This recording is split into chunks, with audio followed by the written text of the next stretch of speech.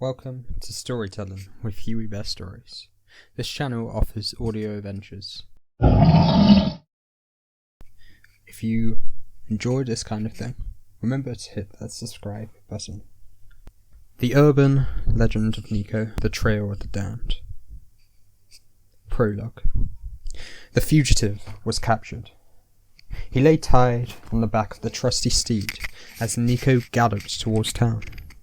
The reward would be great, not only through sizable financial reward, but through great satisfaction.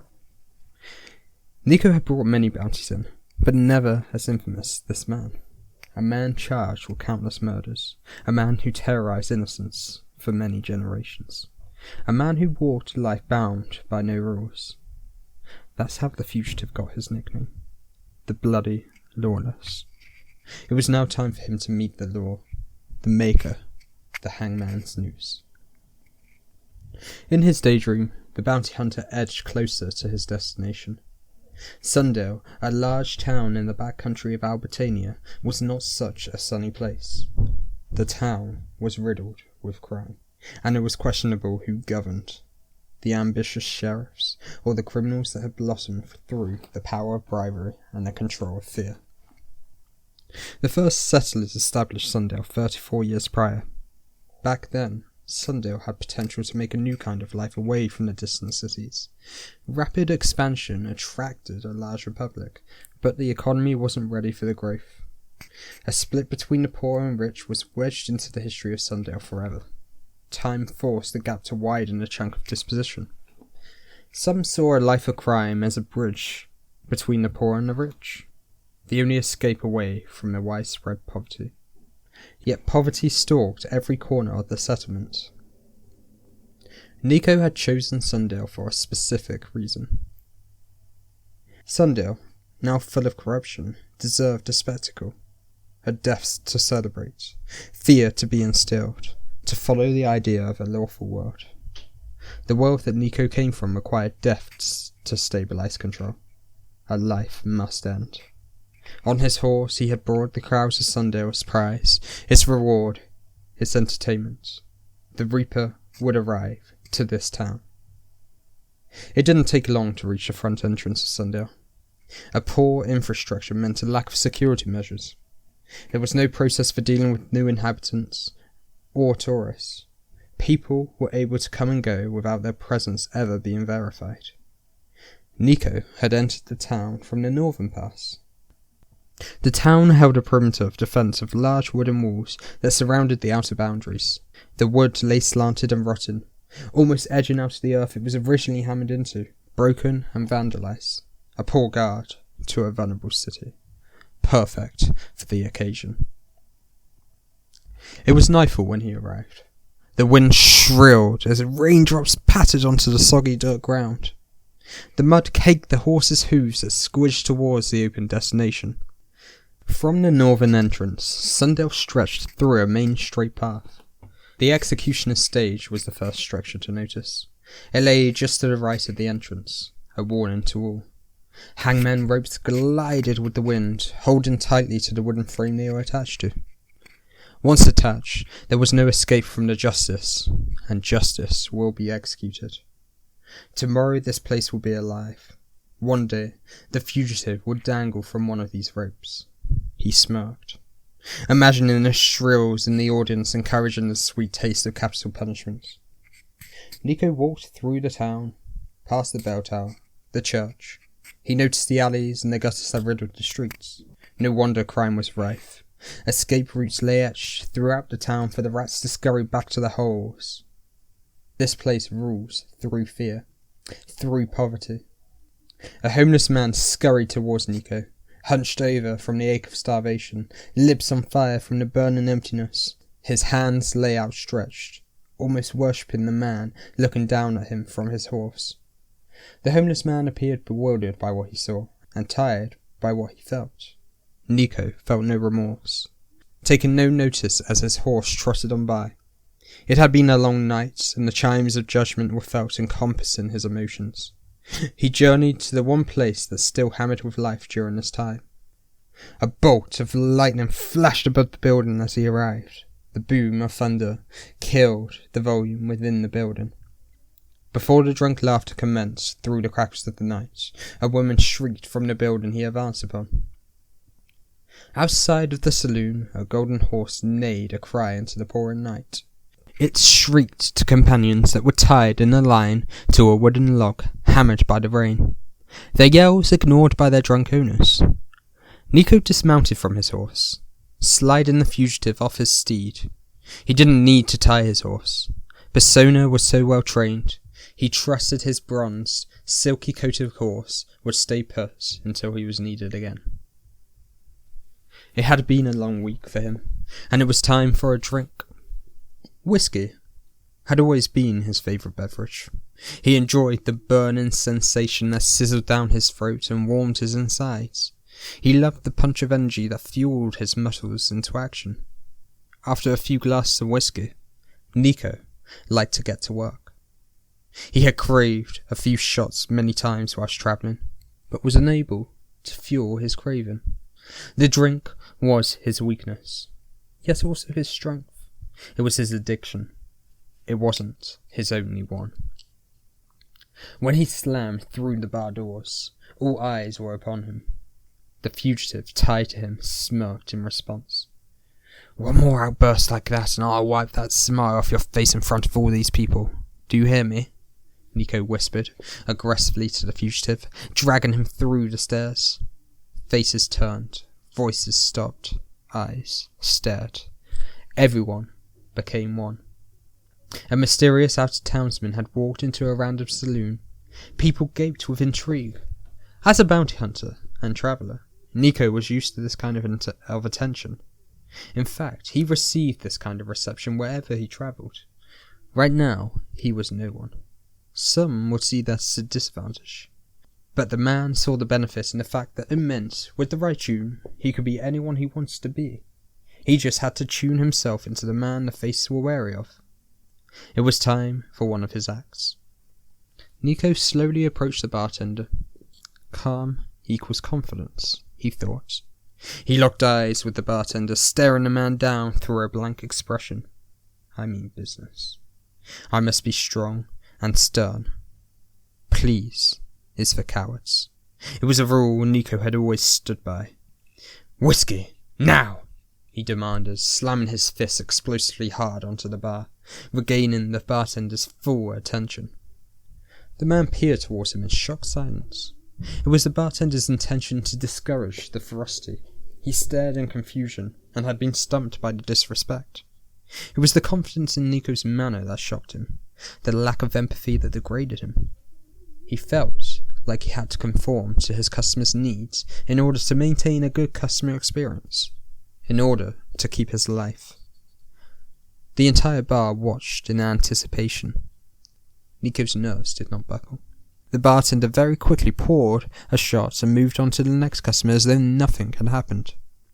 Nico experienced the power of having a bounty tied to his side, the power of being a bounty hunter. He observed the glass cup that had been handed to him. The drink had lost half its contents whilst being rapidly poured by the scared bartender. Nico poured the shot down his gullet. "Give me another, boy. You spilt half of the first. Give me a refill, and I may let you keep your life."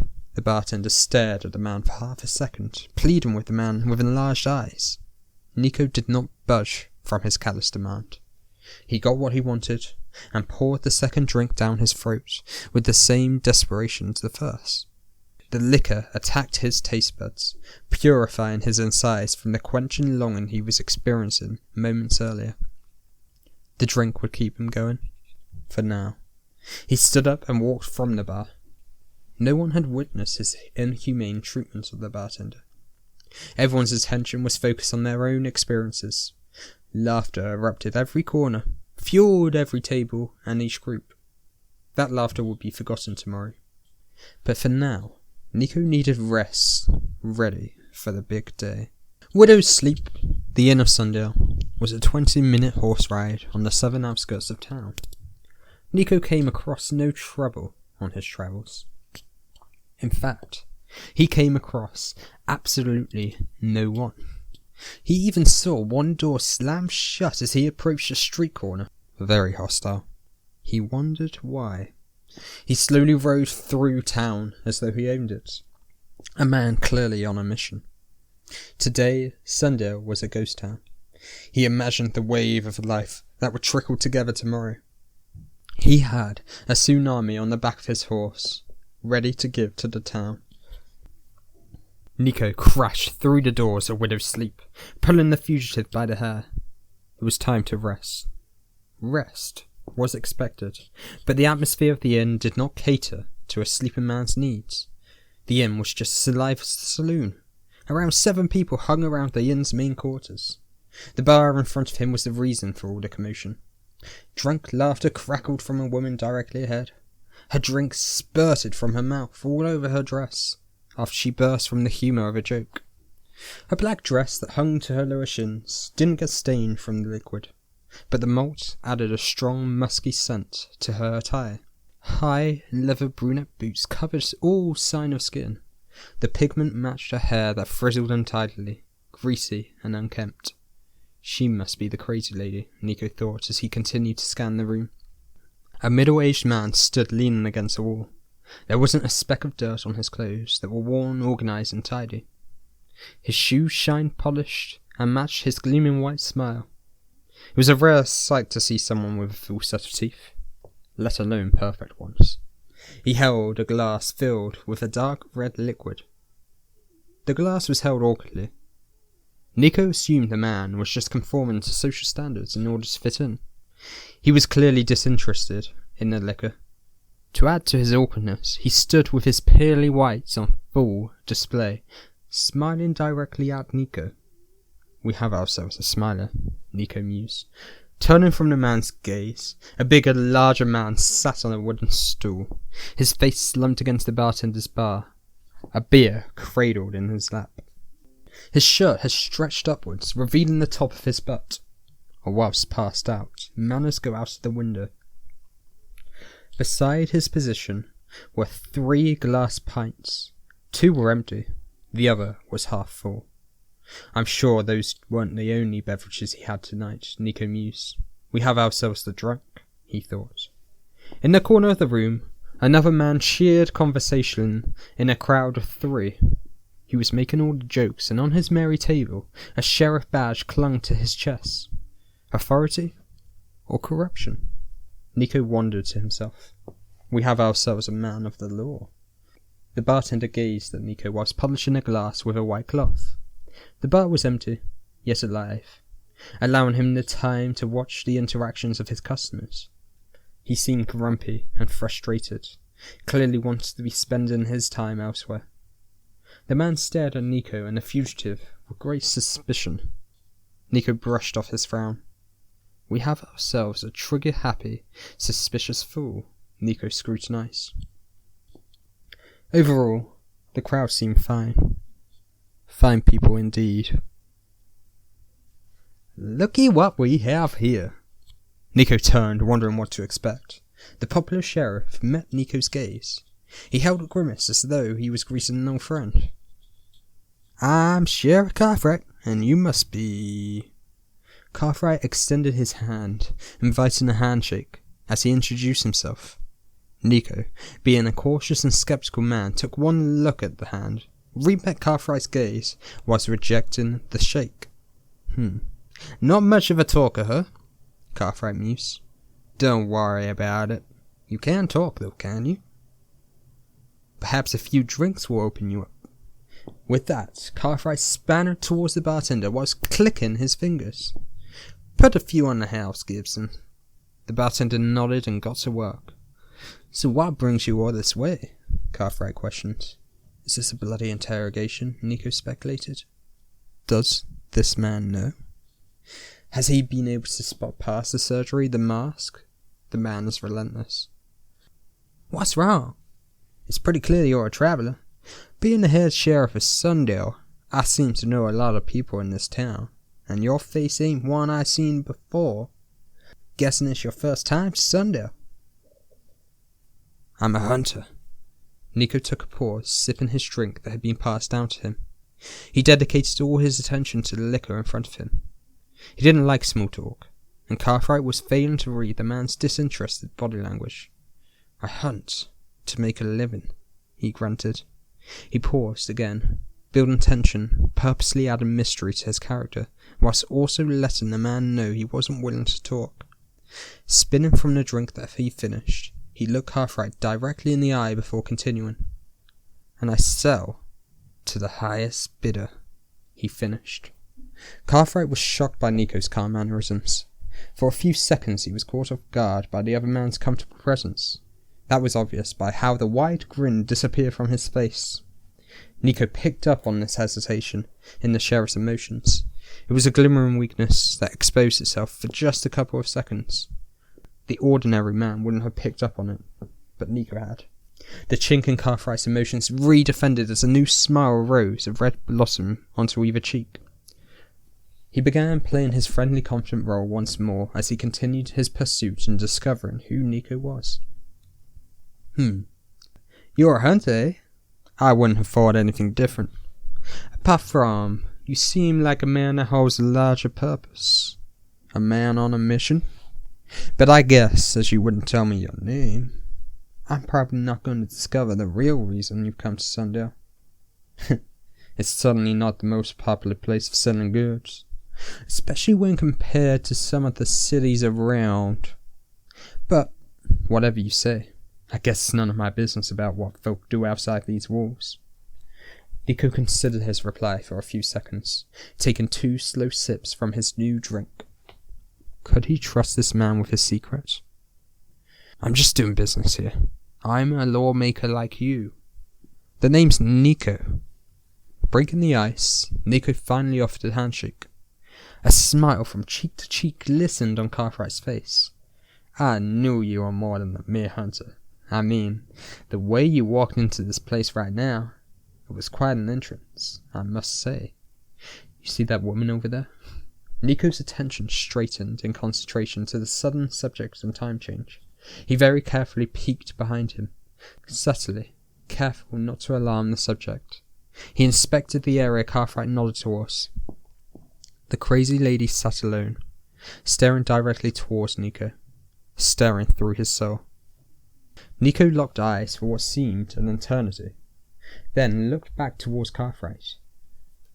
"Do you know her? She's given you quite a stare there."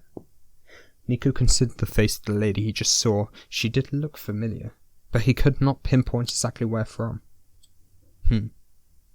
She's no one I know, but I wouldn't want to cross her path. Not someone to be trifled with," Nico joked.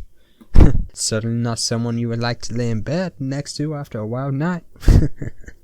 "She's come for you, it seems." Cartwright exploded into laughter. "Here, have another few drinks. Do you have any favourites?" The night ended in whiskey. Whiskey galore. A huge mistake. Nico clambered up the stairs, crashing against the banister of the staircase in his drunk slumber. His senses were weakened by the poison that was now attacking his liver. He barked at the fugitive, who resisted his push. "Move it! You better keep moving," he spat, in a whispered tone, careful not to wake those who went to bed before him. He was one of the last to find sleep. He didn't like not knowing what lurked, conscious whilst he slept, ensuring he wasn't exposed at night. Gibson blew out the candles before pleading with Nico to leave. "Come on! It's 2:30 in the morning, and I'm not going to be here for hours after you. I have to clean this mess. I just want to be home now. Come on! Move it!" It had annoyed Nico, but he bit his tongue rather than spurt in an angry retort while slouched over his table. It wouldn't matter. It was almost time. "Tonight we sleep together," Nico spurted to the fugitive, whilst pushing the man forward. All his senses were dulled by the alcohol, apart from his killer instinct, and he swayed with deadly skill. Yet his instinct told him something was wrong. Someone knows. Although drunk, he was on full alert, and had taken extra precaution. He felt the blade concealed in a sheath, tucked under his tunic. He ran his finger down the sharp edge, also pressing his thumb on the point. The tool was ready, sharp and alive.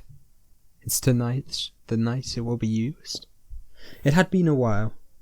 The man was ready for anything. He rushed into the comfort of his room, urgently locking the door behind him. Is the secret safe? He sunk to his knees, overwhelmed by his current short intakes of breath. He was safe. Safe to take a look. Also concealed in his tunic was a parchment.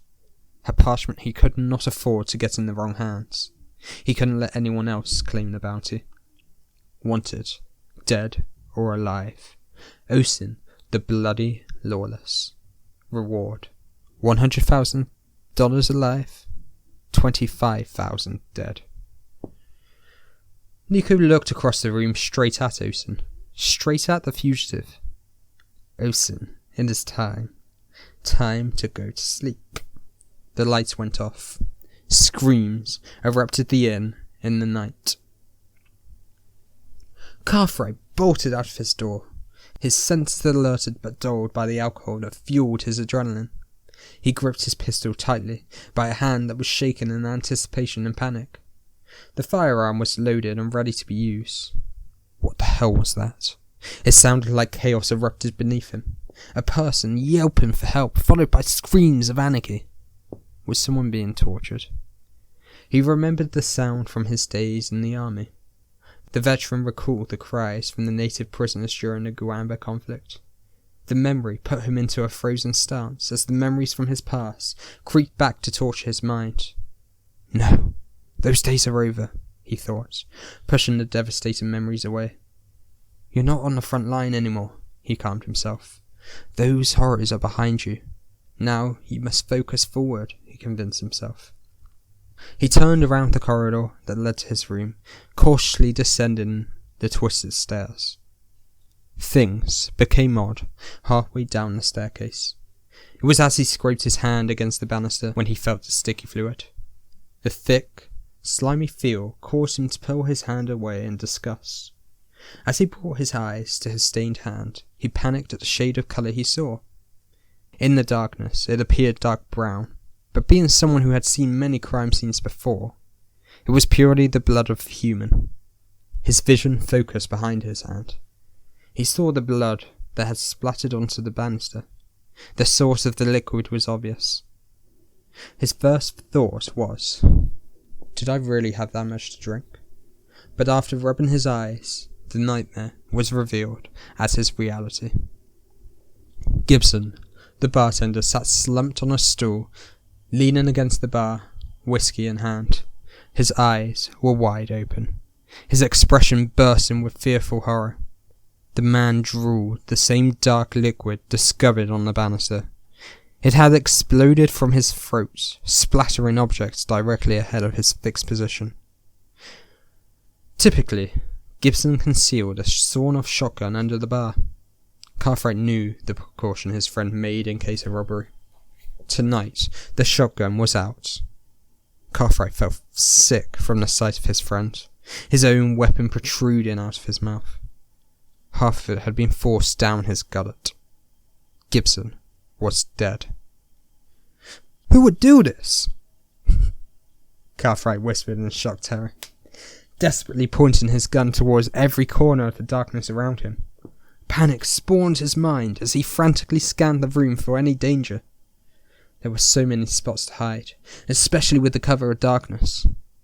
His horror and frenzied thoughts made it impossible to hear the creak of the stairs behind him. I did. The voice was soft and gentle, utterly different to the explosive sound that followed. Cartwright's brains were forced out of his skulls. Darkness consumed his final words with mystery. Nico awoke in the inn's room, fatigued from the events of the previous night. Osin slept on the floor, battered and bruised. It was what the scumbag deserved. It was something Nico had wanted to do all night. When he got his chance, he did it. Osin was beaten to a pulp. Nico prevailed the little resistance that was thrown against him. The darkness helped. He waved his hangover away and got changed for the day. When he was ready, he exited the bedroom. Being the first to discover the two corpses wasn't good. As a bounty hunter, he was used to seeing death, and being used to death, he wasn't alarmed by the view around him. Being used to death, he did not buckle to the stench that exploded the room. Blood and brain lay scattered around in unexpected places, but it didn't bother him. Well. What do we have ourselves here? Alarmed, Nico spun towards the voice. A silhouette faced him, slowly walking from the darkness under the staircase. The smiling man revealed himself. The smile still beamed on his face, grimacing in a disturbing way, as though information was being hidden. Osen bellowed with laughter. Nico just stood confused, unsure how to react. That was how the others found him, as they woke from their slumber. It did not look good for anyone.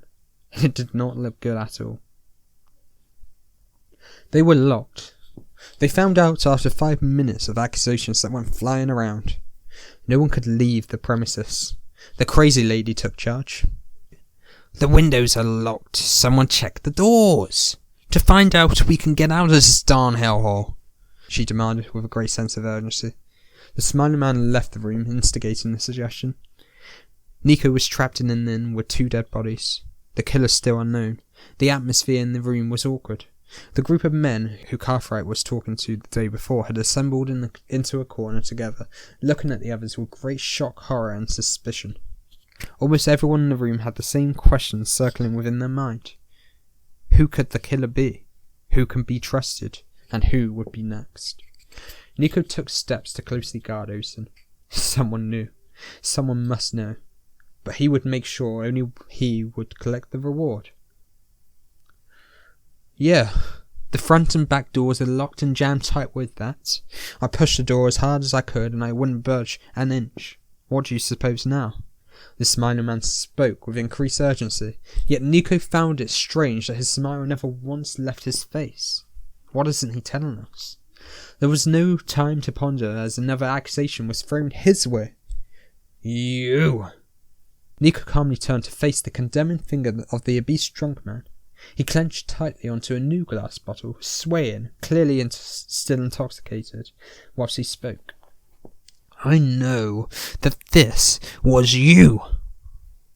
Fellas, he twisted to the rest of the group before continuing with a pleading, aggressive tone. We discovered this man at the scene of the crime. I'm willing to take a chance. This man has to be put down before he kills one of us. I'm not here to die, are you? One of Cartwright's friends found the courage to respond, shouting at the fat man with ferocity. Cartwright trusted him. That's good enough for me, and I never knew the man to misjudge a character. We're talking about the head sheriff of Sundale. Booming into action, his voice lost its calm control as glimmers of pain withered his tone. He liked the fella. There was no way he just killed him in cold blood like that. No way. No way. He looked to his companions, his arms outstretched with an open mouth, with an expression suggesting the others to challenge his way of thought. If it's him, we need to put him down, for our own safety, for the greater good. I know that I can trust everybody in this room, minus one. He's a traveller, and it's in that mystery I'm most afraid of. Hang him, I say, and let's be done with it. He was caught at the scene. That's all the evidence we need to justify the death sentence. Hang him! The smiling man added with amused rage. No! I won't allow it. The man who defended Nico only moments earlier pulled his revolver from his belt holster, pointing it in the direction of the smiling man. Nor I. Another of Cartwright's companions backed his friend in the drawer, pointing it towards the fat man who had directed his weapon towards Nico. Nico had been relatively quiet throughout the entire conversation. He was just amused by the quarrel and fascinated by the Mexican standoff that had resulted. He grimaced as he spoke, his hands lightly swaying above his own weapon, ready to draw with instant speed if needed. He believed his skill with a weapon was unparalleled with anyone else in the room, and felt quite comfortable with the threat of weapons being pointed at him. In fact, he was used to it. With a wry smile, he peered at the group before stating his words. So, what's it gonna be, fellas? Do you really want to do this? An almighty bang ripped through the roof. Nico did not flinch to the sound of gunfire. He was ready for death and had no fear for it. Yet some of the others jumped for cover, expecting blood to follow. "Everyone put your bloody weapons on the floor," the crazy woman cried, whilst firing 6 shots into the roof above. It secured everyone's attention, that's for sure. "Bloody men, you're always ready for blood, violence and death. To sort out a confrontation, put your egos on hold. We cannot kill this man. Not yet. We don't have enough evidence to condemn him, so put your weapons down before you cause a mass shootout."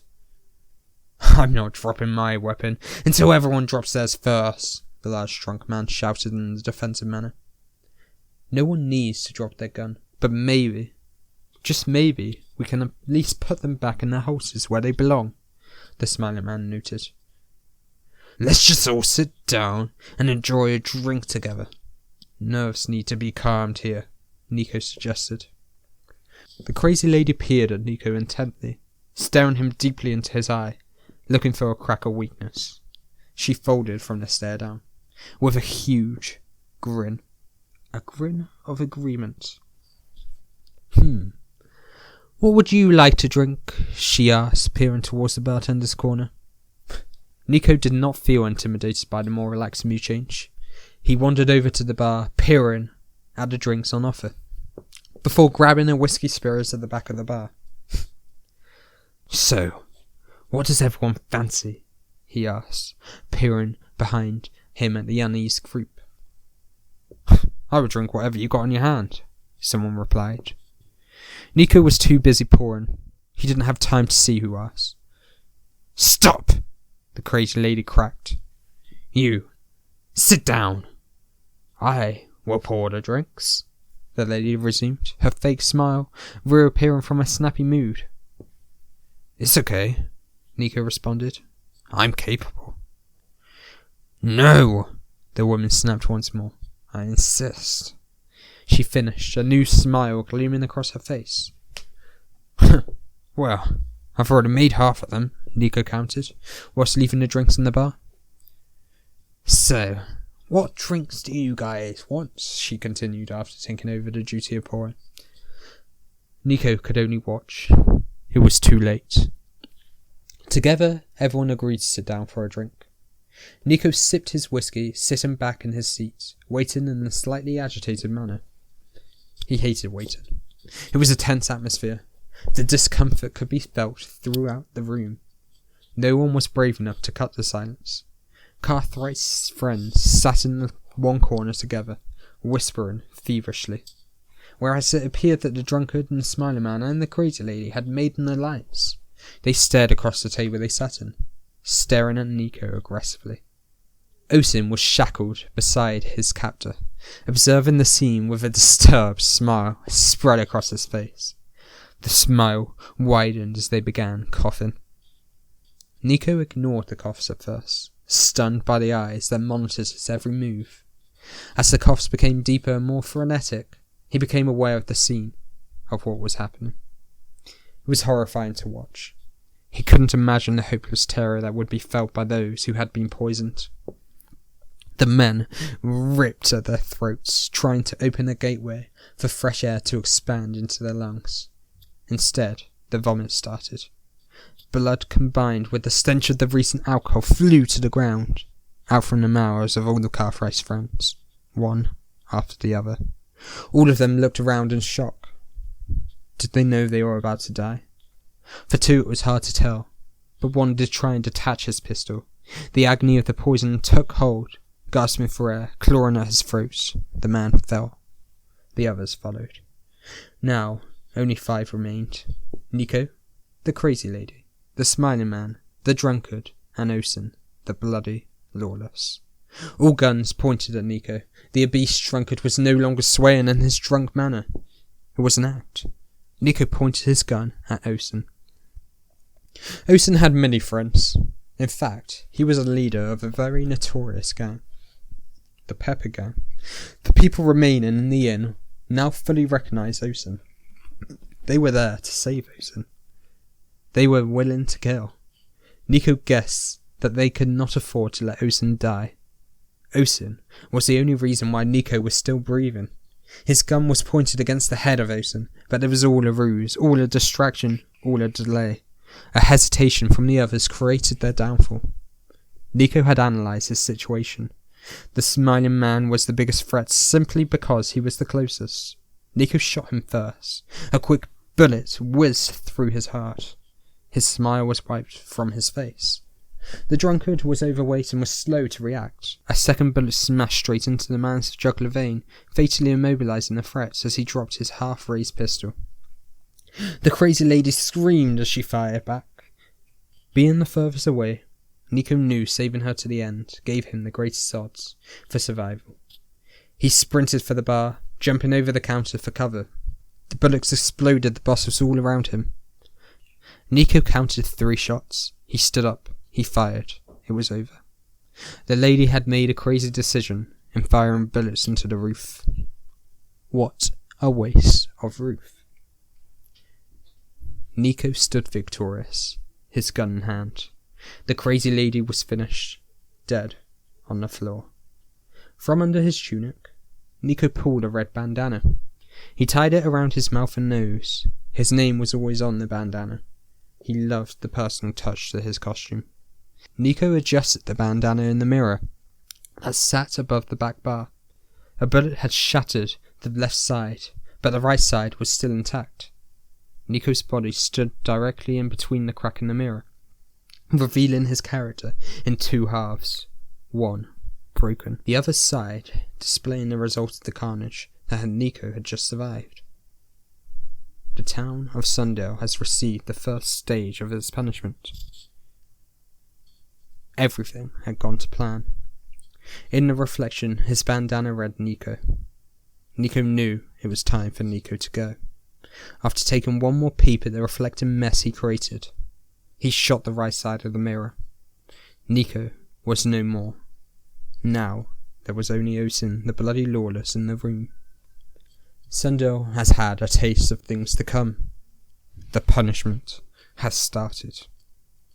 After leaving a note for the inhabitants to fear over, the mysterious man left Widow sleep.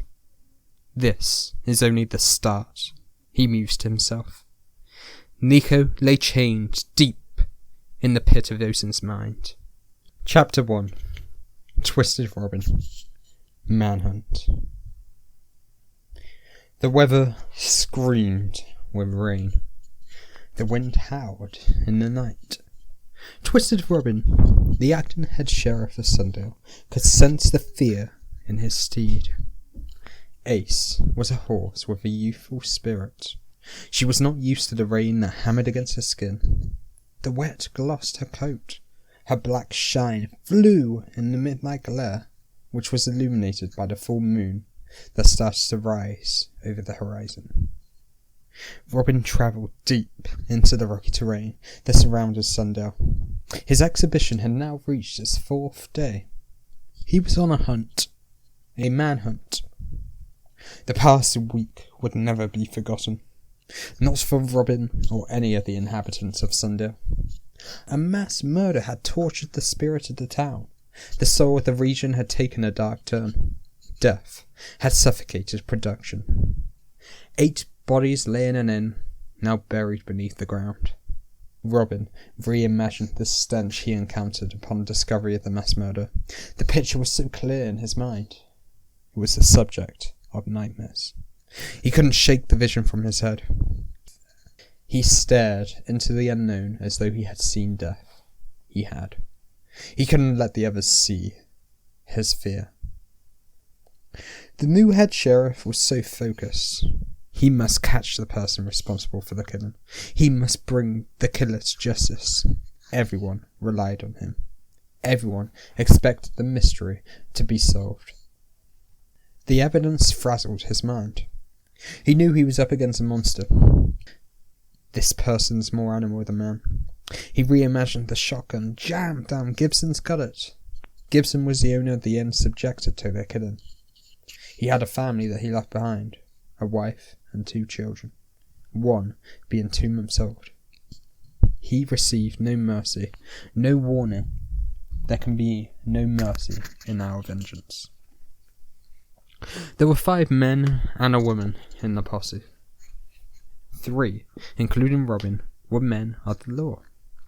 The others were volunteers, family members of those who were slain.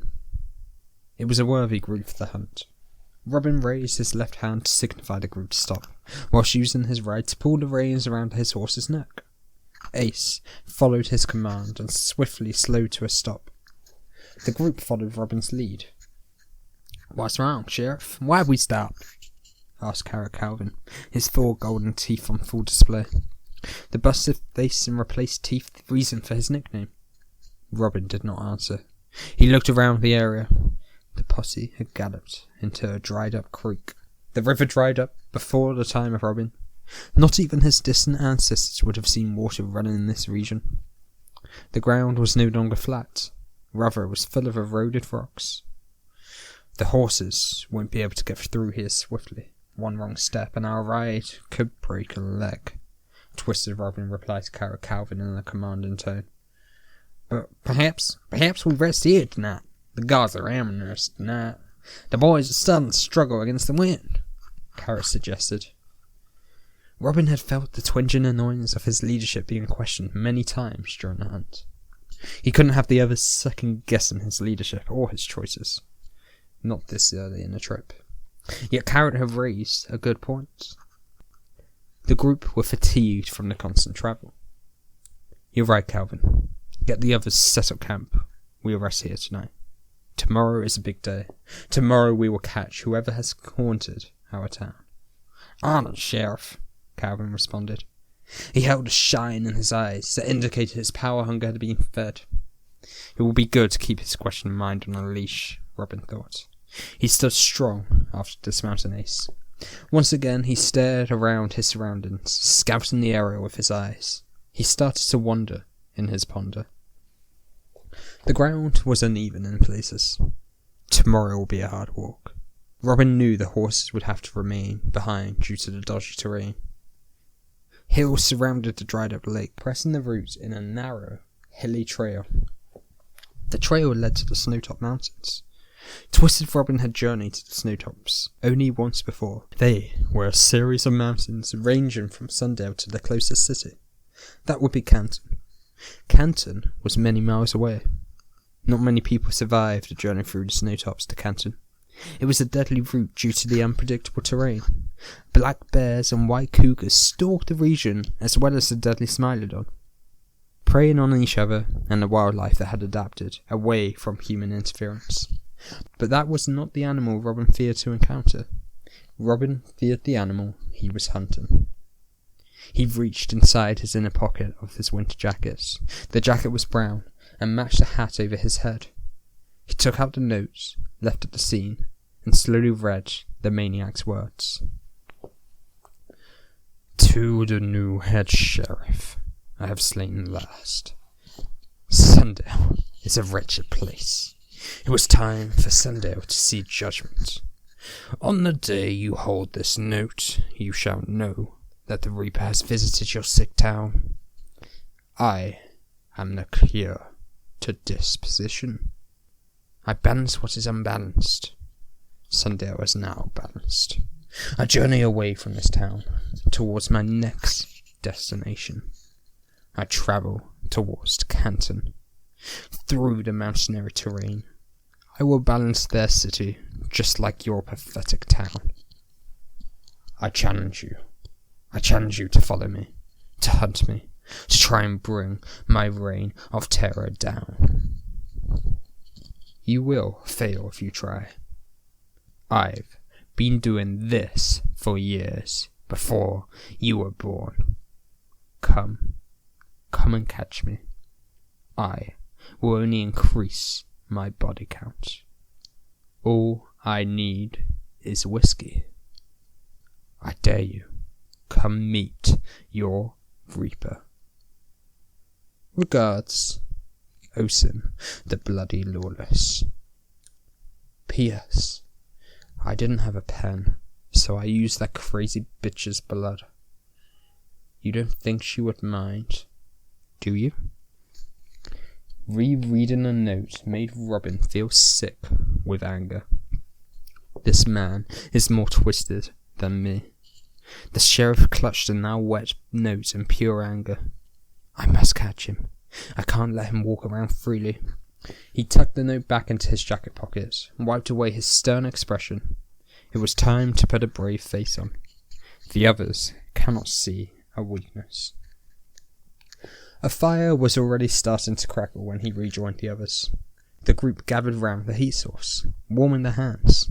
The ferocious heat from the fire was an losing battle against the sting of the evening chill. Fortunately, the group had a bit of natural shelter. Few trees surrounded the area, but the group were grateful. Anything to stop the rain hammering on top of them. There was no laughter or chats, only silence and seriousness. The feeling around camp was dark and still. Everyone stood around the fire, staring as the flames fought against the wet. The horses shrieked in the darkness. Only the shelter from the trees they were tied to could protect them from the shower that drenched them. How will we sleep tonight? It was no longer a worry. The group were already working on top of sleepless nights. Robin had the greatest worry for Clayton. Clayton was the least experienced of all the men. This was his first time on a hunt. He was only brought along due to his insistence that he must join. He probably regrets it now. Robin stared deep at the young boy's face. He showed no mental cracks and held an expression that highlighted deep focus. Robin couldn't help holding back a wry smile in the kid's persistence for a venture. It might not go the way you expect. He remembered the words he told the kid when Clayton put his hand up a 5th time to volunteer. Bloody kids. I should have shut him down then. He grinned at the memory. Big boy Bill interrupted the silence with a playful punch on the arm of Clayton. Boy, fetch me my canteen on my horse over there. The punch wasn't meant to be hard, but Bill was one to forget his size and strength. Clayton was knocked to the ground, his blonde hair almost sizzling in the fire. Bill was one of the most senior men within the law of Sundale. He held an old school style, and throughout the trip had seen Clayton as a servant to do his bidding, rather than as an equal. Anger boiled in the young man's eyes to the realization of his close escape from the fire. Don't push me like that, Bill. I'm not a slave on this trip. You keep telling me to do things for you, and I'm telling you now, to your face. Don't do that, Bill. It was a brave shout by the kid. Bill did not like it, not one bit. All eyes were upon the confrontation. Bill clenched his fist in anger, unable to speak from the public humiliation that was given to him from someone half his age. Then he relaxed, and his smile came back to his face. I didn't know he had a voice, son. How about you use your pecker more often rather than boiling over like that? That's a good boy. Now go and grab my canteen before I grab your balls and stuff them down that newfound gob of yours. The following moment was a tense one. Clayton was sizing Bill up and was being very obvious about it. His yellow teeth almost bit through his lips as he angrily clenched them together. It was a very naive move. He wouldn't last long against Big Boy Bill in a scuffle. Bill isn't one to forget something like this. It was Jasper who broke the tension. A killer lurks in the shadows, and we draw unnecessary eyes over a canteen, he interjected.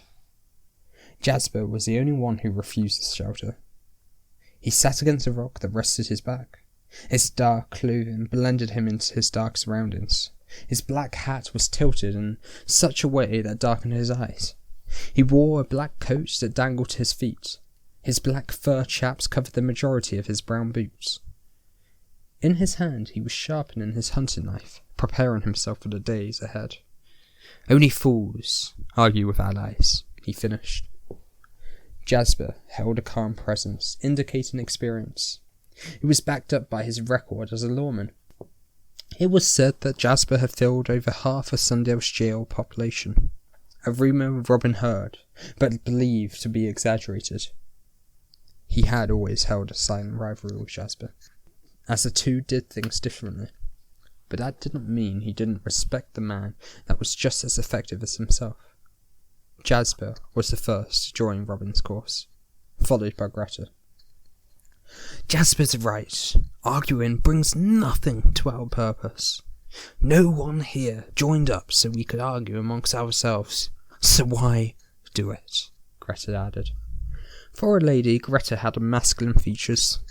She stood stern and fair. Her natural body language echoed power. She was someone who wasn't afraid to challenge others, and it would be a big mistake for a man to believe he was born better. Greta was only spurred on by the desire and satisfaction to prove someone else's judgment wrong.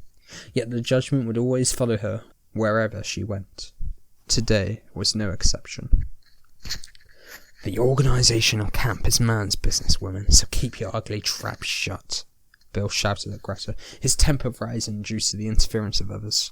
"And it is certainly not dog's business, Bill, so stop barking orders around," Greta responded, rivaling Bill's tone. A smug smile drew on the man's face to the woman's response. He knew he had been outwitted and couldn't think of a reply. He felt the red twinges of humiliation rose up his cheeks. A rage boiled inside the man, rising through his guts. But he managed to keep it contained with a clenched fist. "Enough!"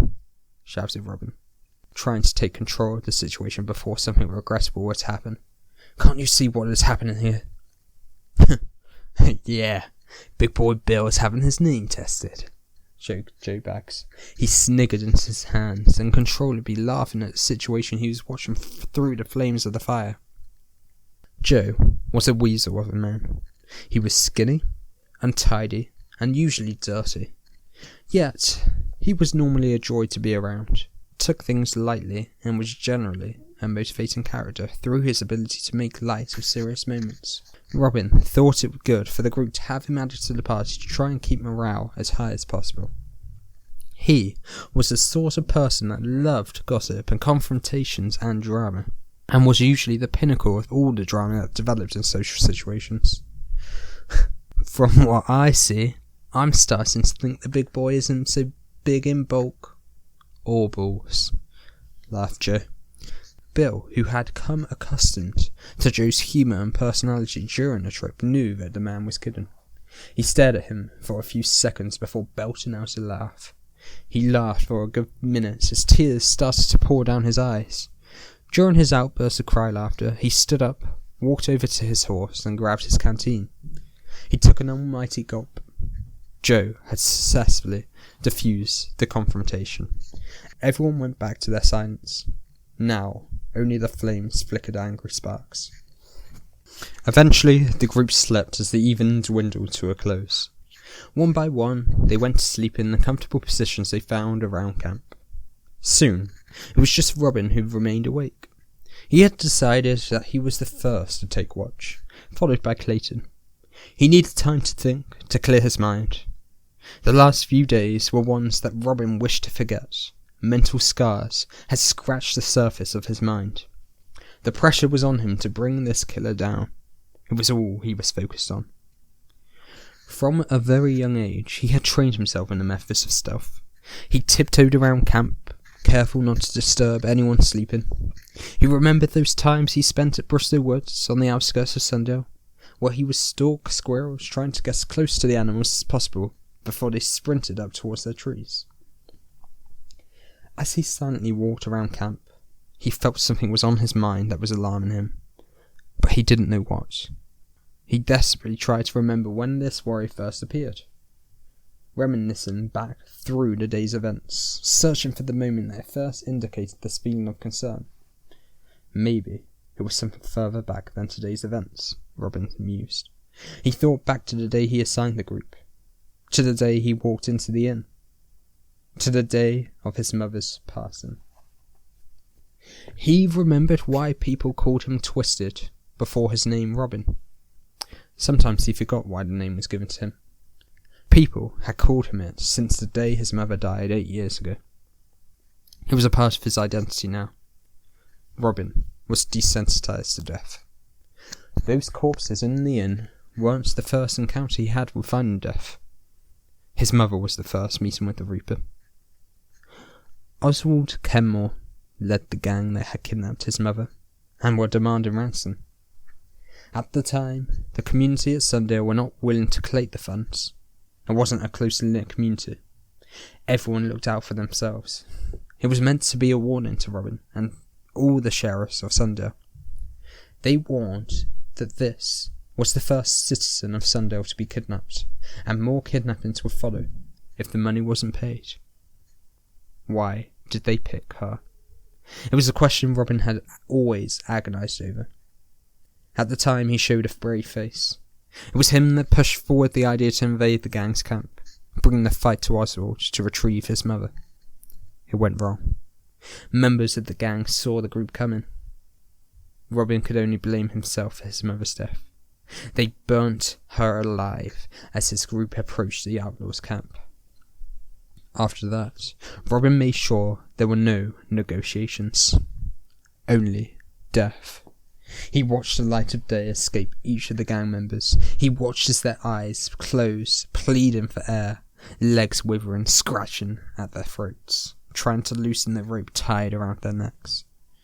Robin made sure the bodies floated from the ground for an entire month. A warning to all. After the bodies started decomposing, he was forced to take them down from the hangman's rope. Vengeance is a satisfying feeling. His vengeance on Oswald was the most satisfying. He crucified the man in front of his hanging gang. He had to watch his gangs fall as his strength slowly dwindled away. The public started calling Robin twisted. Clearly, they saw the funny side as the lifeless corpses twisted around the rope they were hung to. Robin chuckled at the thought. He knew his nickname was for another reason, but he liked the fear the others felt towards him. He couldn't wait to get his hands on Osen. Osen had provided Sundale the biggest crime in the town's history. Robin would make sure the biggest punishment would follow. His name would be confirmed in the town's history, his legacy forever etched in the blood of the town. In the blood of Osen. He needed Osen for his hidden ambitions. Robin stood stroking one of the horses. He hadn't noticed how far he had disappeared into the memory of his own mind. His hand fell to a canteen attached to the saddle of the horse he had been patting. He smiled at the arguments that had occurred between Bill and Clayton just hours earlier. It was such a silly one. Again, he felt that alarming sensation he had felt before as his hand held on to the canteen. What was so alarming? Confusion mystified the sheriff. It made his throat go dry with thought. He unscrewed the canteen, thinking back to Bill's strange manner as he exploded into a bundle of cry laughter. At the time, it was funny. Looking back, something seemed odd about the laugh. It was as though Bill had laughed at everyone, rather than at Joe Baggs' joke. Robin brought the canteen to his lips. He remembered Jasper's words. Only fools argue with allies. The sentence had echoed in his head. He swigged the drink down. The taste was an instant shock to his taste buds. He expected water, not alcohol. He spat the drink out as the knife entered him. A sharp, silent, deadly cold pain had speared his neck. He couldn't scream out. He could only feel the knife as it was twisted in his neck. He slumped to his knees, feeling the chill of the rocks match the chill of the blade inside of him. His killer kept twisting the blade as though it was a sick joke. "He's mocking my name!" His final thoughts were Osen's words as he realised he had been beaten. "All I need is my whiskey. I dare you. Come meet your reaper." He wanted to scream, to cry, but he couldn't do it. He couldn't do anything. Robin thumped to the ground as his life dwindled away. Chapter 3. Big Boy Bill. Conviction. It was a slow, threatening cry that woke Big Boy Bill up. The man shot from his tense slumber, frenzied by his dread. His eyes pointed to the position of the scream, scanning for his worry, his nightmare. But he was only engulfed by the mystery of the night, surrounded by the darkness of the wilderness. The screech was long and ominous. The direction of the wail impossible to pinpoint, for it echoed from the lungs of a beast stretching towards the space of the sky. Bill could only assume the noise was from a wolf, howling into the darkness, illuminating the heavens. It was a chilling moment, for the man had never heard the screech from this animal before. Its voice had chilled him to the bone. His emotions froze in panic. Bill couldn't feel his hands as he pulled his knife from his sheath lying by his sleeping spot, waving it in the surrounding darkness that closed around him, that had swallowed his courage. Finally, his sense of sight slowly adjusted from tired eyes. He realized that only the full moon stared back at him. It was illuminating the campsite. It gave the ground a reflective shine, polishing the rocks that contained the group, whilst illuminating the campsite. The coals in the fire singed from the hours of fuel earlier.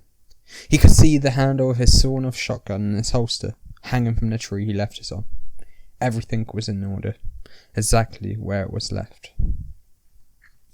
Bill had been struggling to sleep that night. A terrifying thought had circled his mind for days. Rest wasn't easy with the thoughts that jammed his mind. It wasn't the bears and the wolves that scared Bill. It was the Smilodon, a rare relative of the mountain lion family that had adapted in the mountaineering terrain of the snowtops. These gigantic cats shadowed the region at night. Known to be nocturnal, they would leave their cave dwelling at midnight to kill. The animals had no remorse, whilst being more agile, quicker and deadly than their family counterparts, the Albertania cougar. They were beasts known for killing prey instantly, not giving their target a chance to accept death, just taking a life with one rapid bite to the throat. Their saber teeth tugged in the jugular vein with the ability to penetrate and rip flesh. There is no escape from their lightning speed, and you can't get the high ground over them as they swiftly climb trees using their 5 razor-sharp claws that at least measure 3 inches. The coat of the beast is usually jet black, making them flawless hunters of the night. The last thing you would see would be yellow eyes. Being ambushed by a Smilodon is usually a quick death, but Bill dreaded the idea that it was out of his hands. Throughout the night since the manhunt started, he had been on full alert. His paranoia led him to constant distraction. He couldn't allow the others to sense his fear. It would ruin his reputation, his tough guy image that took decades to create. You see, most of Bill's life and personality was based on exaggeration. It wasn't his fault. It was the naivety of others. People are gullible. They believe what they are told more than what they can see. Bill realised he had a gift for lying in his teens. The boy who tripped up into the river didn't realise that it was his foot that almost caused him to drown. Instead, he tricked Jerry that he had tripped over a tree trunk he had discovered in desperate moments after saving the lad he had almost killed. This instance only worked wonders for Bill. Not only did he become best friends with Jerry Cartwright for saving his life, he was known as a hero in the local papers of Sundale. Bill saw that point as the start of his local fame. They called him Big Boy. The memory brought a smile to his face. Over the years, he started to look the part. Puberty gave him a shockingly muscular frame, as well as a crazy beard that covered his massive jaw. The beard suited his naturally big nose, and whilst combined with his balding scalp, it added almost 10 years to his surprisingly fresh face of 29. He became the man people viewed him as, the muscle of the group, the fearless man no one dared mess with. It was partly to do with his height of almost 7 feet, combined with his stocky frame, but it was mostly to do with the scars. He had 3. That lay etched from the left side of his eyebrow, creeping down his face and under his beard. It hurt like hell when Bill etched the scars into his face with the knife lying by his side. He wanted to add something for others to see. Visible war wounds, a face Bill believed no one would want to mess with. Again, the thought of a Smilodon ripping him apart re-emerged in the surface of his mind. It was a teasing vision that rippled forward, and he couldn't shake it away. There was one man on camp that Bill believed could sense his unease, was testing the waters. That was Joe Baggs. The man humiliated him only hours before taking advantage of Bill's explosive emotions. The rat is trying to dismantle me, Bill thought, whilst clenching his fist in anger and humiliation. Bill had been faking a friendship with Joe. He didn't want anyone to notice the annoyance he had for the man. He couldn't stand the way everything was treated as a joke, and couldn't understand why such a man was part of such a serious quest. At least Bill had clear motives to join the manhunt. Jerry Cartwright was a friend of his. The man was found dead in an inn almost 5 days ago now. His brains were blown from his head. Bill presented no sorry, but inside it killed him. Cartwright was always one with charisma.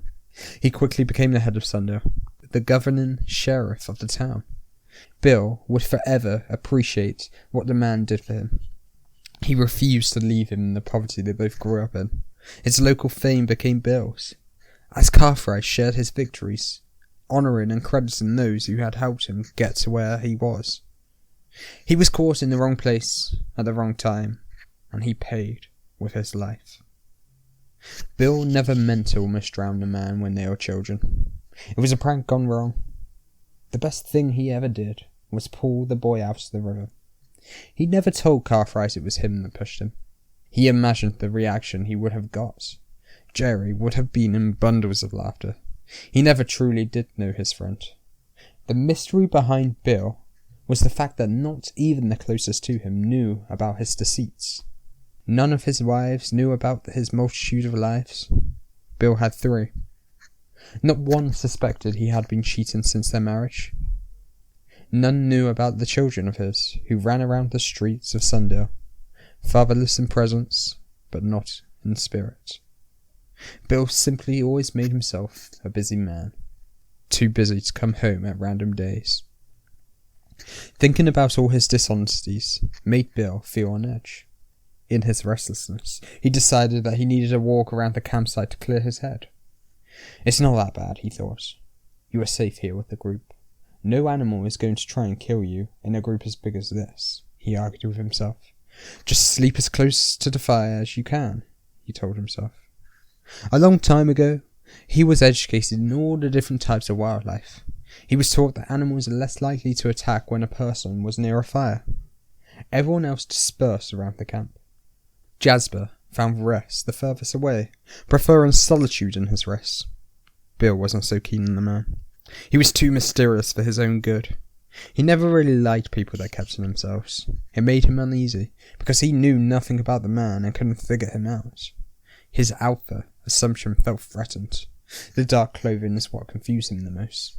It was as though Jasper had something to hide. Personally, Bill thought he did. Yet Jasper held a power not many possessed, a respect and authority that came naturally, through a cool, calm approach that made others feel uneasy. One thing about Jasper was he was entirely comfortable in his personality and actions. It was almost strange to see someone so confident, yet as quiet and socially awkward as Jasper. Bill had needed the toilet slightly before it got dark. Stupidly, he didn't go. He was too afraid to go alone in the darkness, and everyone ignored him after his outbursts. Holding on is what made it so hard for him to sleep. His mind couldn't switch off from the need for empty bowels. The howl from the distant wolf was frightening, making him lose concentration in holding on.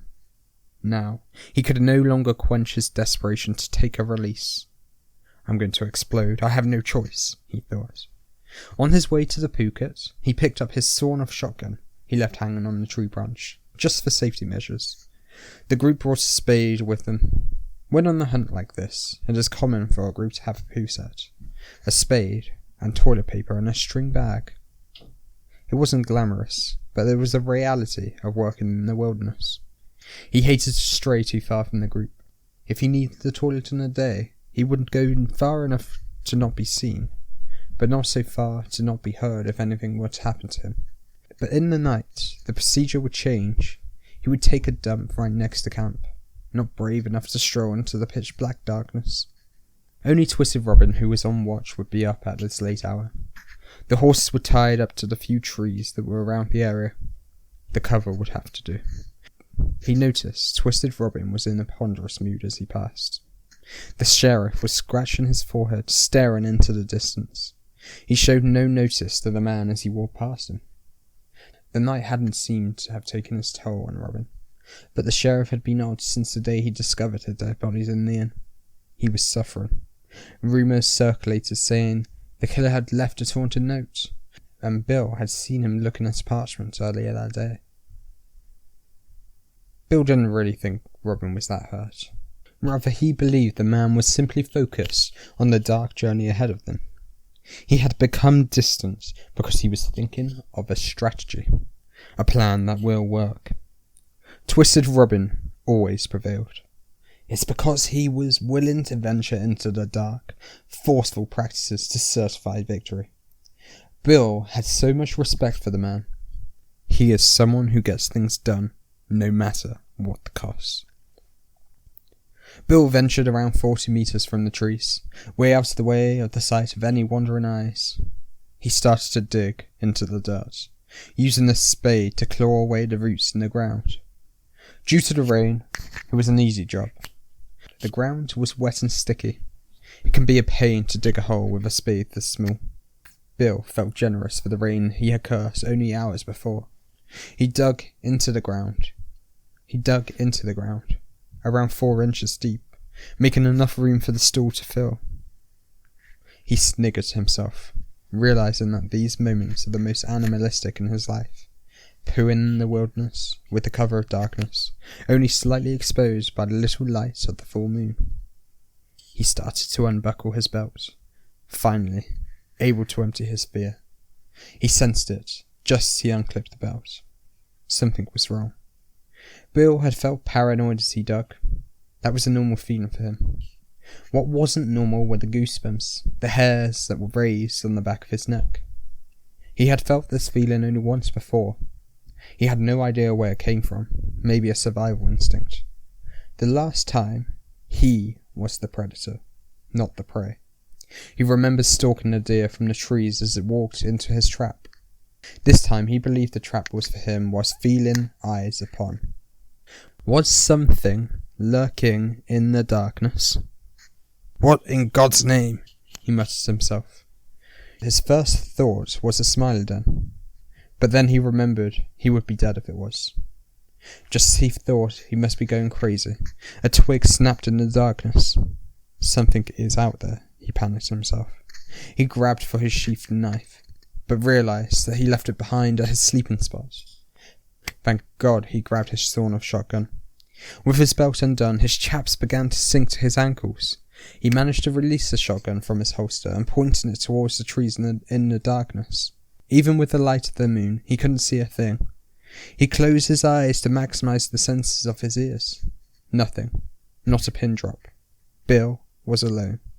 Only the chill of the midnight air breezed against the position of frenzied panic. Gods, I hate the dark, he mumbled to himself.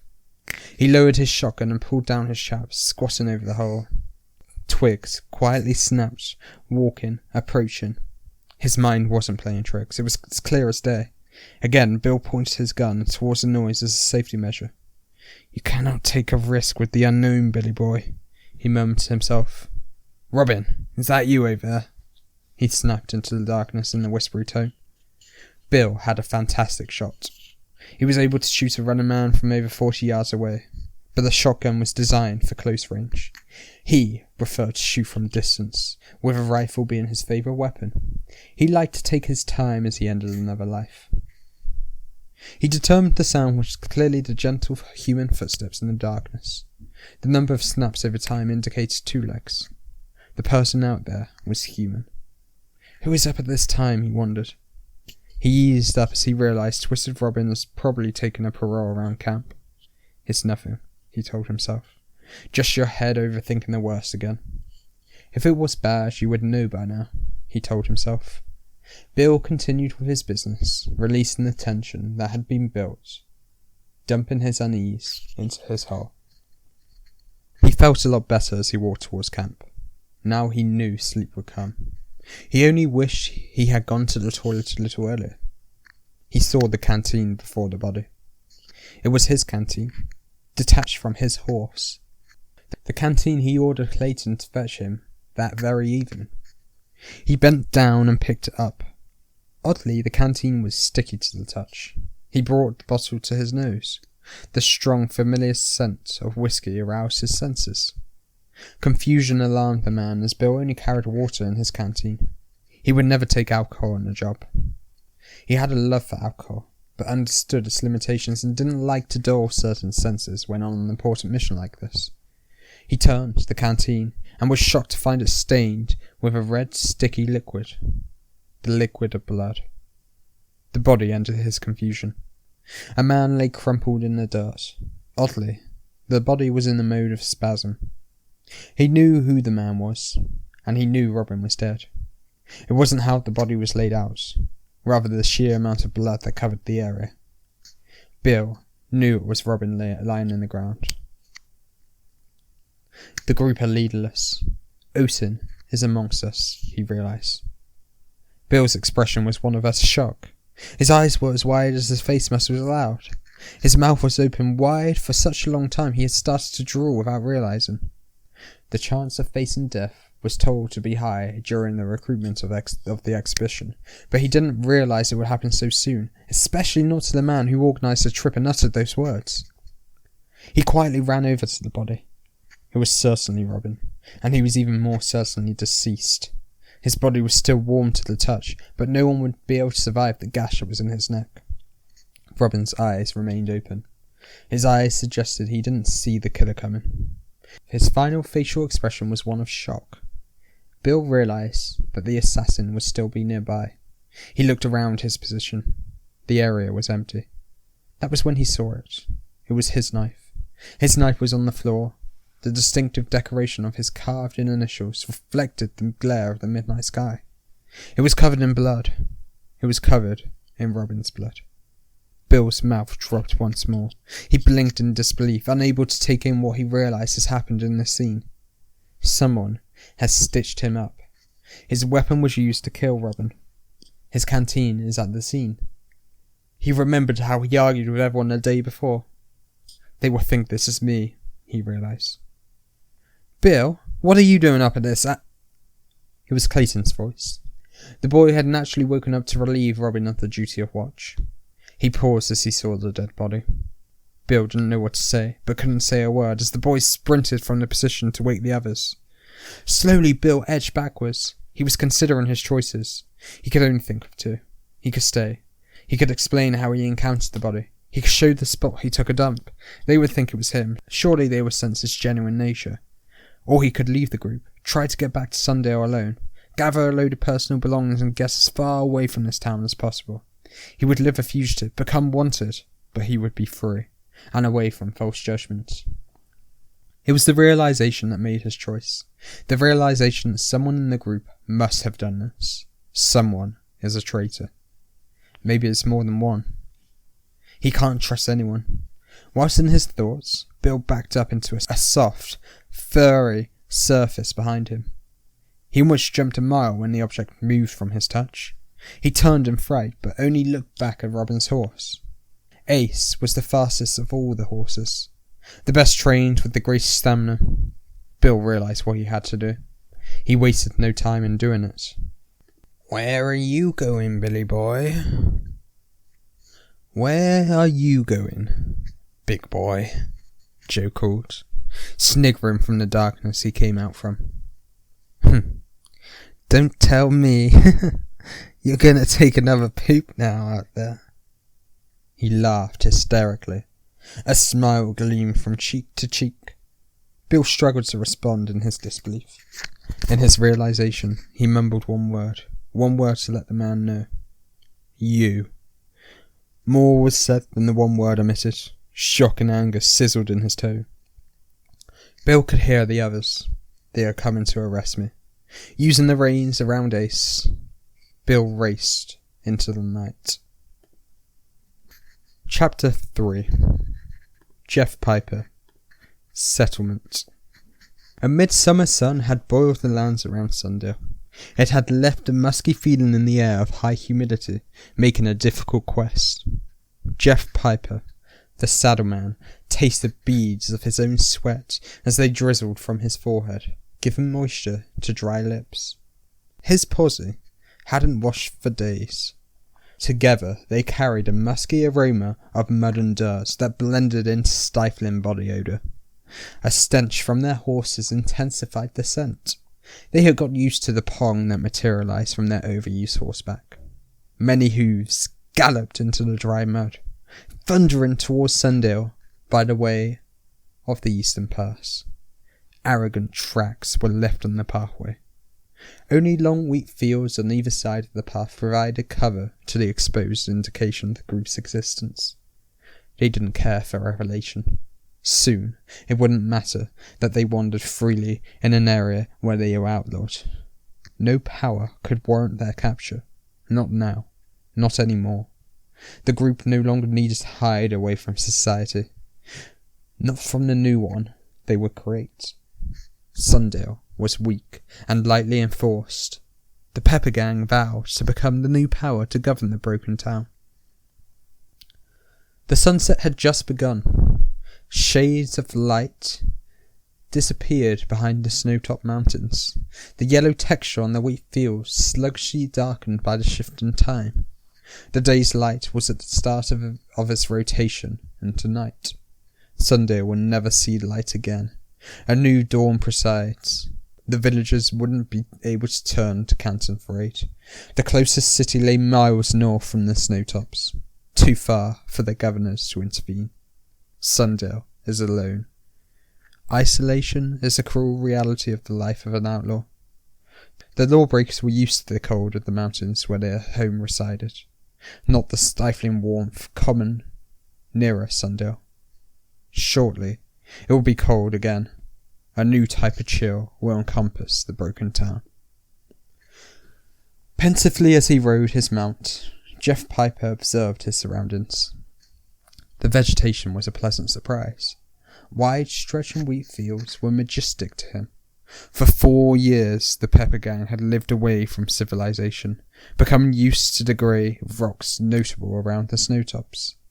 Piper was seeing colours forgotten to him, shades that he hadn't seen for years.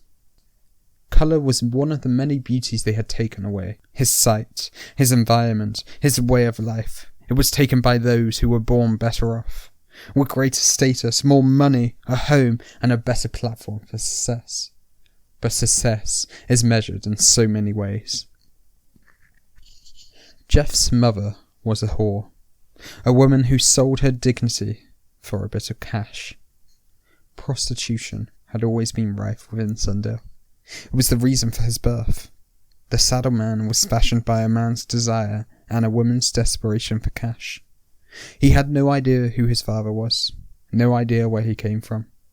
It was a gut-quenching stab, evolving into a concealed scar. For years, Jeff had no one, no friends, no family, a life not worth living. He crumbled to the pressure of being alone, collapsing into a shadow of his potential. Self-pity was his disease, leading to a self-defeat. The streets attracted him, as he believed people might see him. The assumption was wrong. For a year, thousands walked past, refusing to bat an eyelid, discounting him. Humanity scorned down at a broken man. Those in a similar situation saw him for who he was, a human. The homeless are a close-knit family. It's the only way they may survive. It took time for Jeff to figure out how networking on the streets worked. It cost favours and friendships through broken loyalties and trusts. It was whilst he was establishing his reputation when he heard talk of the Pepper Gang. He only heard whispers and mumblings, rumours flying from mouth to mouth. It fueled the gossip in the alleys. He knew to be different. All he needed to do was avoid gossiping back. Yet he used all talk as a source for information. It allowed him to understand the network better, allowing him to spot the links of importance. Soon, he discovered the Pepper Gang were a real entity. Tyler Beckett was a friend Jeff made during this troubled period. The two met after a barter of goods, a blanket for boots. Tyler was an odd man, a man who got things done in a weird way. He was awkward in his interactions, but never fell short of confidence. It was a surprise when Jeff discovered he was in liaison with a notorious posse. Tyler was completing odd jobs for the Pepper Gang. The information escaped the man's lips after Jeff had completed a robbery for the friend as a favour. Shortly after letting the secret slip, Jeff was also doing trays for the Pepper Gang. The gang were a unique entity, unchanged from the restriction of bureaucracy and the ties of social norms. They were an assembly that utilised the potential in the homeless, a group willing to give a life to those who had nothing. It cost time, jobs, and tasks. With each exchange, greater commitment was required. Then came the final job, the make or break, the judgment of worth. Recruitment was decided from chosen pairs, brothers, or even a couple. Only one would receive membership. Jeff remembered the contract he received from a woman he did not know. He was woken up whilst he slept. The mysterious female figure of the night will forever be embedded in his mind. The lady who stalked the night wore a black fur coat that engulfed all the features on her upper face. The lower part was consumed by a red bandana. Beneath the coat she wore navy blue silk.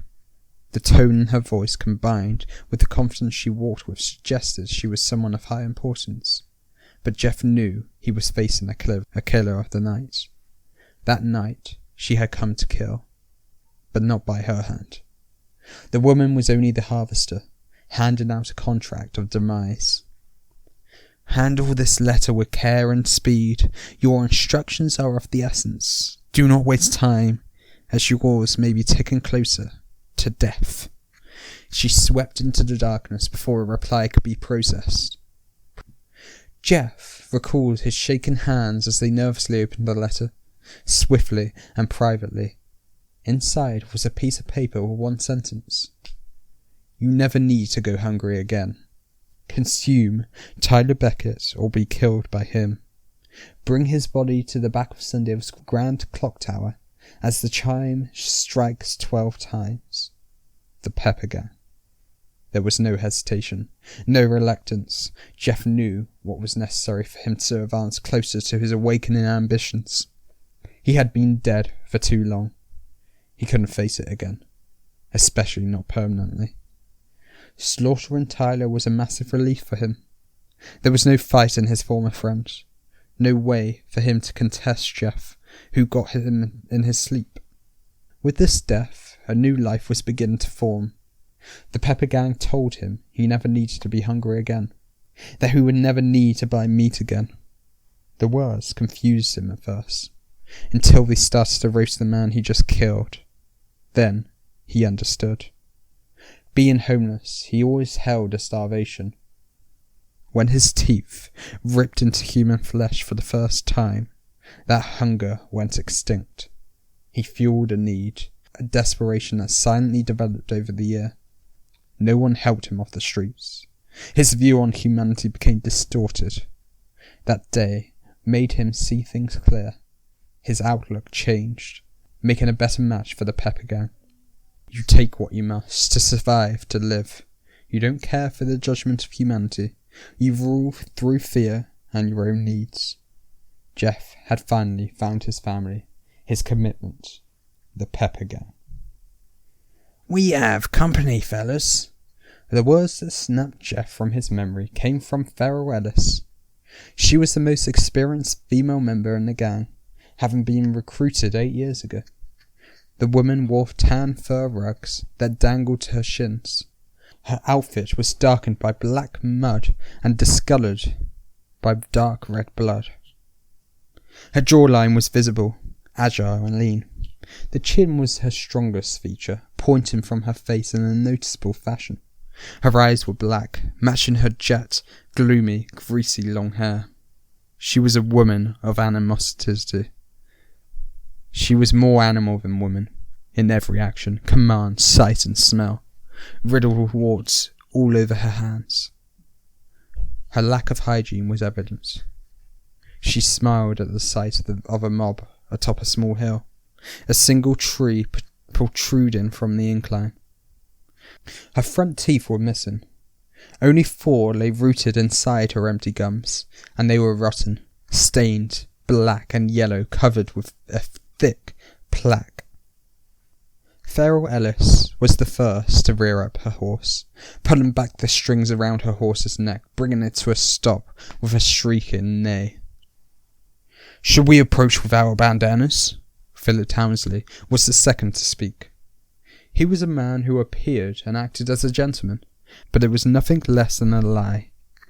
Looks are deceiving. Although Philip was able to keep himself moderately tidy and clean in the wilderness, he was possibly the most monstrous within the gang. It was an unusual start into the practice of cannibalization for him. He began eating his own kind after a row with his younger brother. He had no siblings left after the confrontation, only a belly full of meat. Townsley was the only member within the gang who sacrificed high status for a new life. He was born from a family of fortune within the city of Runnemore, a prosperous city northwest of Canton, past the snow-topped mountains. He came to the Pepper Gang's attention after a series of disappearances spread across the local papers of the city. The authorities didn't spot the pattern of a serial killer, but Osen did.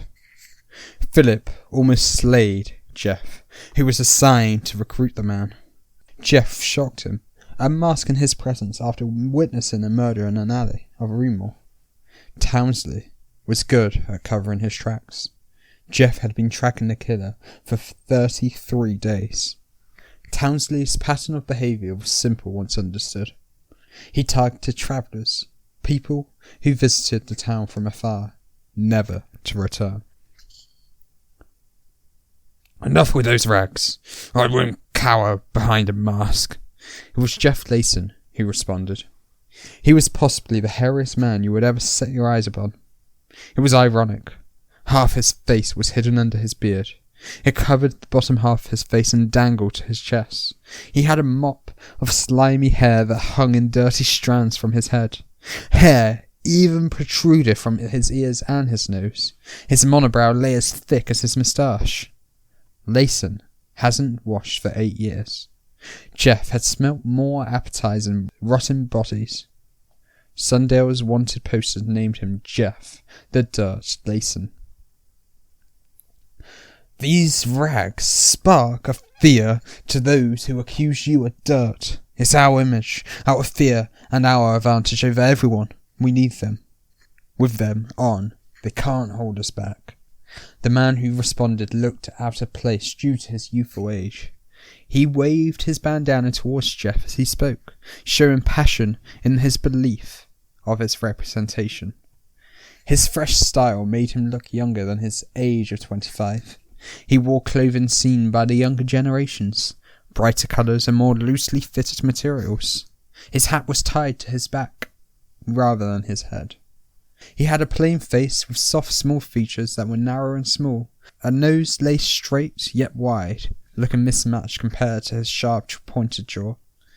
As he spoke, his teeth appeared, only a few years away from aging Billy significantly.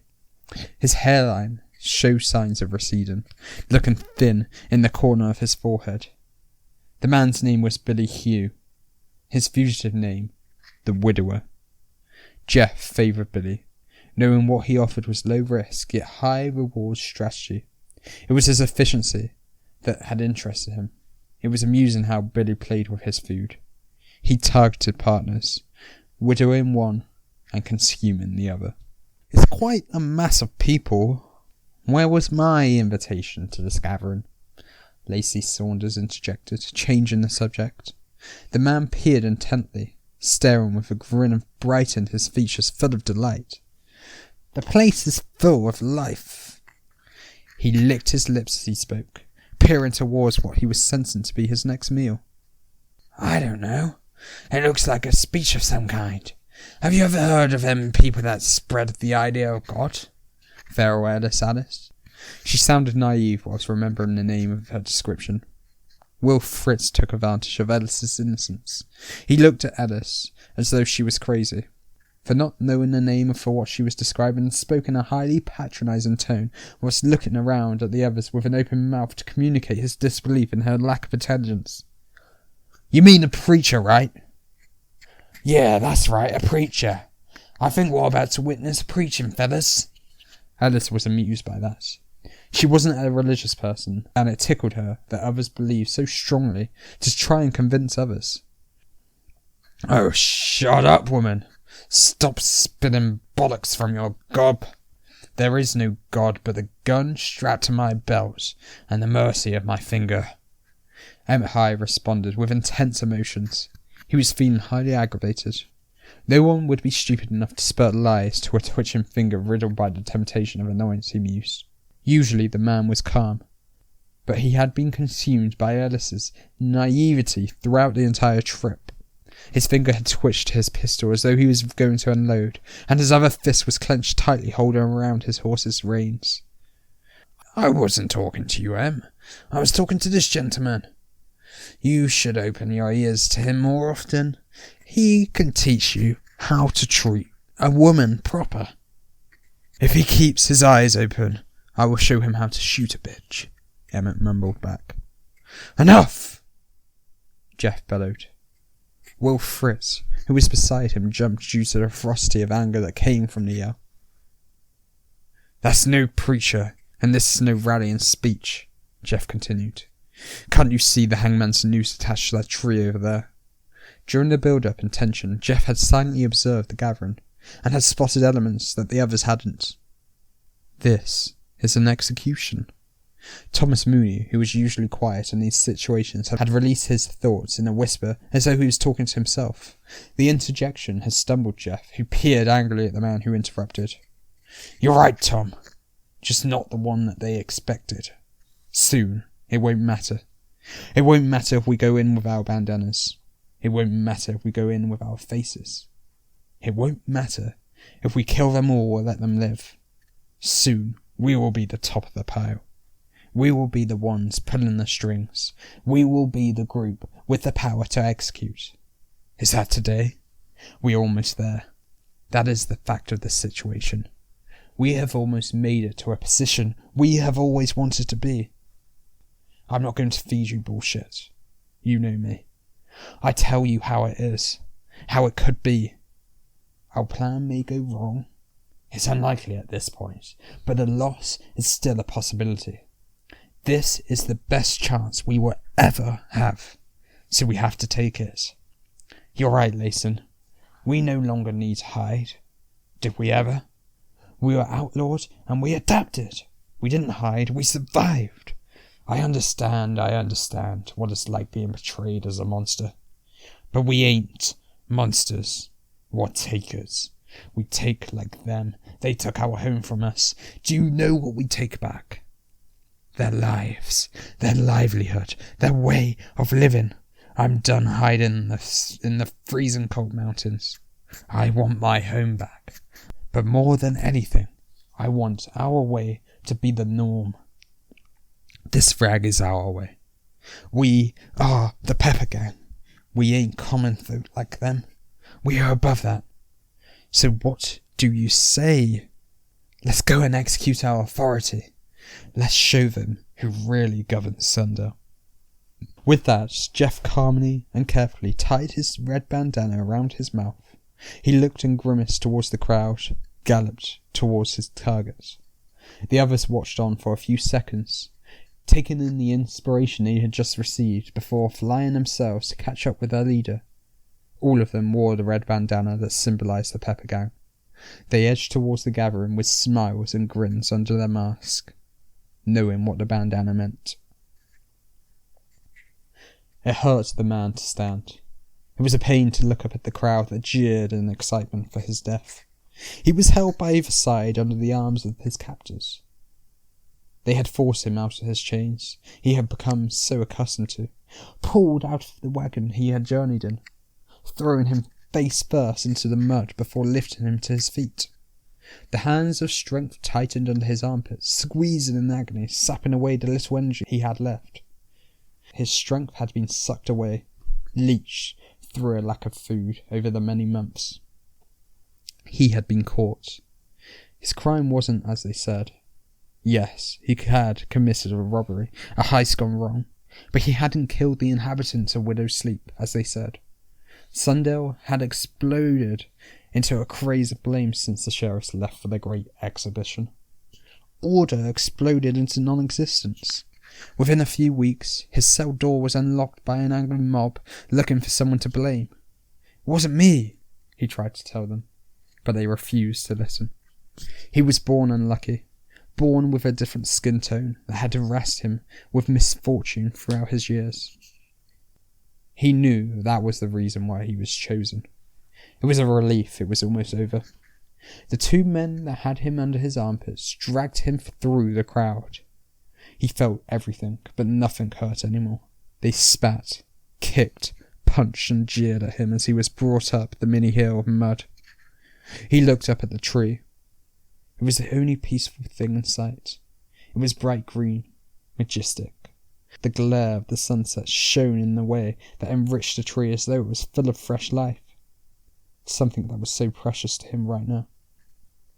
Its branches stretched in such a way as though it was extending an invitation, offering a taste of this peace, a warm hug in a chilling moment. The noose hung from the lowest branch. Why have they already tied the noose, he pondered, a smirk of judgment crossing his face. The knots looked tight. It hung down in the shadow of the tree. The man felt relaxed as he realised he would become attached to something calm. They pushed him down towards his knees, right by the dangling rope. The third man, who had stalked his walk, stopped, faced the crowd, took a breath that drew the mob quiet, and commenced his speech.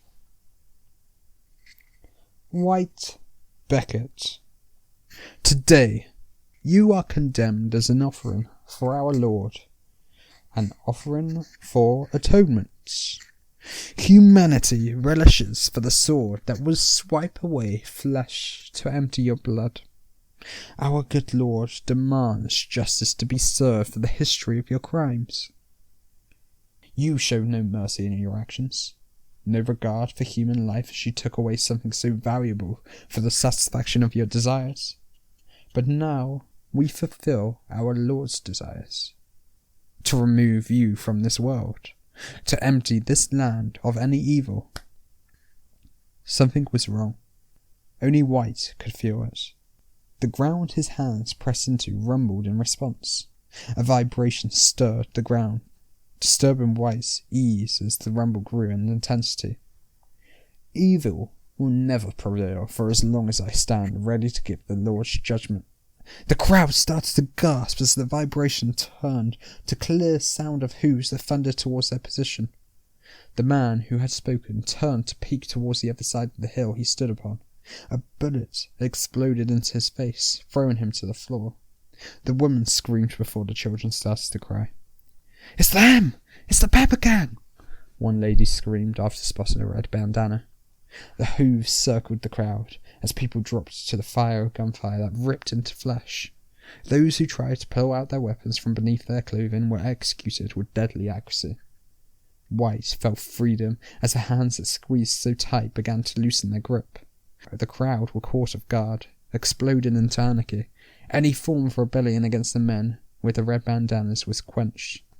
"Shut up, you filthy hoes!" The voice boomed from one of the men with a mask as he kicked out towards a screaming lady. Slowly the crowd began to quiet down, shocked emotions settling into quiet. "Well, that wasn't such a warm welcome, was it?" The tallest man with the darkest horse spoke. "You know me as the Saddleman. Now, let me show you guys why you call me the Saddleman." The man speaking swiftly dismounted as he bellowed authority. "You see, I was born with a normal name, with a normal life, just like you guys." He circled around the group with open body language, inviting people in an arrogant way. "That was until I killed my first man. Now, I didn't just kill him. I ate the poor guy. I ate the meat from his bones and enjoyed every second of his taste. But where is the fun in all that? You see, I have always been a collector. I used to collect coins, when you guys scorned at me on the streets. Then I collected clothes just to keep myself warm at night. The third thing I collected meant that I was gone, meant that my life was over. You offered me a noose to hang. I refused the hanging. The sadder man had walked towards White as he spoke, grabbing him by the hair as he spoke. Now, you guys were going to let this guy receive the very same fate. I can't allow that. The same way I couldn't allow the rope to dangle me. The Pepper Gang won't allow it. Not anymore. Not now. We call the shots in Sundale. We choose who lives and who dies. Why are you all crying and whimpering? You will all live past this day, as I want this message to spread, and you're all going to be my messengers. The Pepper Gang have taken over. Now, the third thing I collect is a sport for me, but maybe monstrous for you. It's hair. Hair of all the people I kill. He walked over to the man who made the speech only moments earlier, cutting strands of his hair out using a knife that gleamed out of its sheath. Now, this hair doesn't belong to that corpse. It's mine. You see this? Make sure your hair doesn't become mine as well. He walked over to his horse, dragging White with him, who threw White over the back of his horse whilst mounting himself. I am the sadder man for this reason. He held out the blonde strands of hair to the crowd before opening the straw back on the back of his saddle. Human hair spilled out. The bag was packed with hair, strands of different colours, of young and old. Don't make me put your hair in this bag, unless you want me to kill you, of course. It was a chilling warning that left the crowd broken. Come on, let's hit this town, Jeff shouted, the command to the rest of the Pepper Gang with animalistic ferocity. He spun his horse and charged back onto the eastern pass, leading towards Sundale, his true prize. So I have just read you the first 4 chapters of a new book written by Huey Bear Stories called The Urban Legend of Nico, The Trail of the Damned. The next 4 chapters will be coming soon once it is written. I have only written the first 2 chapters, and I hope you enjoyed this video. Please subscribe if you want more audio stories like this, or you like this story. Thank you for listening. Over and out.